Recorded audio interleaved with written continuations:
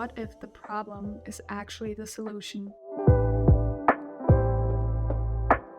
Being considered a loser in society. Back in school, in our class, when people would pick on us because of the way we were dressed, our different interests than the mainstream. And I looked at a lot of successful people. I noticed that a lot of them had a rough start in life. They were facing a lot of struggle, being rejected, being bullied at school, being poor, all different kinds of struggles. And I was thinking, how is it possible that they were going from the bottom to the top? I noticed if you're at the bottom, you can't lose twice. If you are already feeling like a loser because you have no money, let's say Justin Bieber as an example, who was very poor with his mom. He was on these stairs playing his guitar. He was coming with zero, and he knew, like, okay, maybe I play a couple of hours and I leave again with zero, because that's the worst thing that could happen.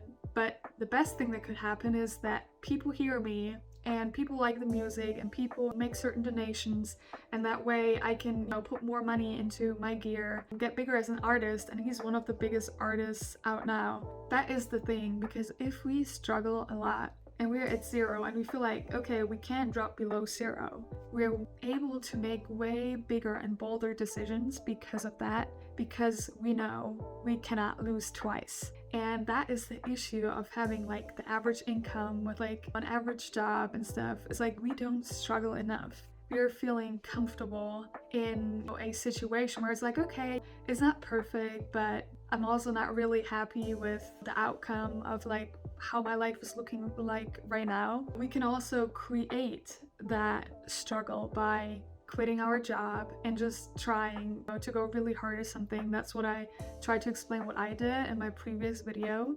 And the next thing that I noticed is that pain is your best friend. This sounds really weird, but think about the pain that you're feeling in your life. And a lot of times we're trying to block the pain and we're trying to distract ourselves while being on our phone. That's what I did. I kept scrolling. I wasn't happy with my job. So as soon as I would come home, I would try to distract myself being on the phone. Whatever you're doing, some people are even like workaholics, to try to not think about like problems at home. That's something really important to realize. Like, I'm trying to distract myself to not feel the pain, but that's not going to help you change and it's not going to make you happy. That is the thing why pain is your best friend. Because, for example, if you're working at an office job and your back hurts, it hurts because you've been sitting for too long and your body's trying to tell you you need to move your body, or else 10, 20, 30 years later working that office job, you will have serious issues and then you will have to face that pain, and it's going to be way more painful. And the same thing applies to you being stuck in a toxic relationship,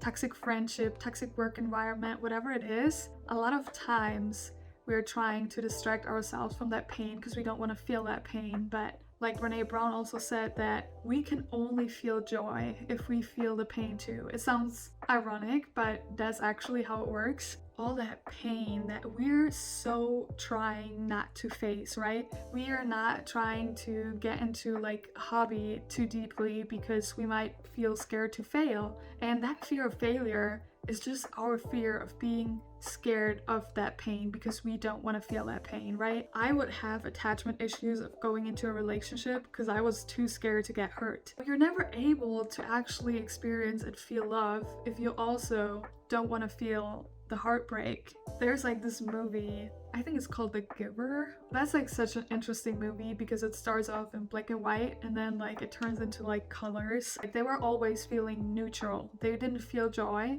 and they didn't feel pain. He experienced joy for the first time and he also experienced pain and loss for the first time. And it was just so interesting. A lot of times we don't want to feel that pain. We want to feel that neutral. And that's how we end up numbing ourselves by trying to distract ourselves from like the actual issues. So we always try to chase happiness and chasing being fulfilled. But the first step is just knowing that we need to allow that pain to be felt as well, so we can actually move forward and start being more happy. And that's why I think that the losers are actually the winners in the end, because a lot of times, if you really struggle and you overcome being that victim that you might have been in school, everything around us in this world was created by humans that we're not smarter than you or not way smarter than you, which means we are able to create something new that hasn't been in the world before. Those were the people that were bold enough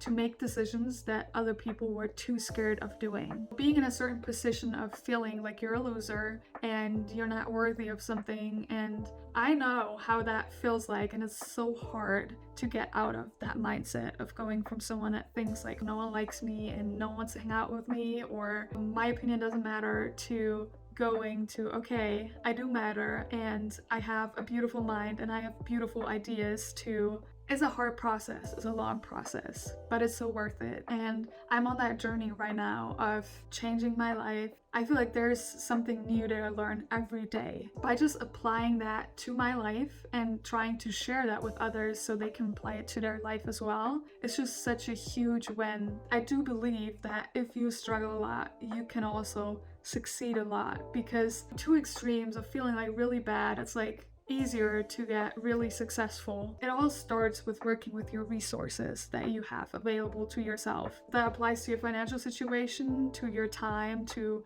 your family situation. That's why I'm saying like not what I do applies to everyone else's life. I understand that, but I'm very much convinced that you can do things that you thought you're not able to do. Just because you feel like you're an immigrant and you can't do something, you might have a different sexuality, different religion, whatever it is that you think, I come from like a very broken home, I'm not able to really have a family, I'm not really able to have enough money because I was born into like a poor family. That has nothing to do with your life. It might be your situation right now, but it's not going to be your situation for the rest of your life. And you need to remember that and rapidly tell it to yourself. Start manifesting by writing certain things down, your goals, and write it in past tense like you already achieved it. Try to think how you're feeling, how you're moving, understanding that you can rewrite your story. Just because everyone perceives you as being messy, as being broke, that doesn't mean that this is the reality of who you are. You're the only person that knows who you are. That's why it's so important to be able to let those emotions that I was talking about be felt, the pain, and also embracing the struggle. I'm not saying like glorifying, like, oh, I love being broke, but it's more like, okay, I barely have any money. What can I do to make the most out of it? And that is the actual keys to success, is like knowing how to work with what you got to maximize everything out of that. I hope you enjoyed this video. I hope you give it a thumbs up, and I'll see you in the next video. Bye!